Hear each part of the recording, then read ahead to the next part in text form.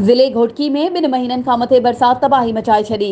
ग़रीबनि जा आझा किरी पट थी विया, फसल बि तबाह थी वियो। कंहिं बि चूंडियल नुमाइंदनि या सरकारी ऑफिसरनि सार न लधी। पर एफएफसी मीरपुर माथेलो हिकु हफ़्ते खां ज़िले घोटकी में ब्रिगेडियर सलीम चीमा, पीआरओ अमानुल्लाह शर, घोटकी जे शहरनि ऐं ॻोठनि राशन जा सवें थेला ऐं बरसात मुतासिरीन में तक़सीम करण में मसरूफ़ आहिनि। अॼु मूमल, माड़ी, बेरड़ी शरीफ़ जे इलाइक़नि जे मुख़्तलिफ़ रोडनि बंदनि ते वेठल बरसात मुतासिरीन में एफएफसी मीरपुर माथेलो तरफ़ां सवें माण्हुनि में राशन विरहायो वियो। एफएफसी भाण फैक्ट्री तरफ़ां बरसात मुतासिरीन राशन जा थेला brigadier Saleem Cheema, colonel Shakeel Ahmed, colonel Sajjad Hussain, major Mahmood साहबप्रो, अमानुल्लाह शर, अहमद अली सुमरो, शौकत अली समेजो जी निगरानी में मूमल, माड़ी जे भर पासे बेरड़े शरीफ़ ऐं रोड ते वेठल बरसात मुतासिरीन में राशन जा सवें थेला विरहाया।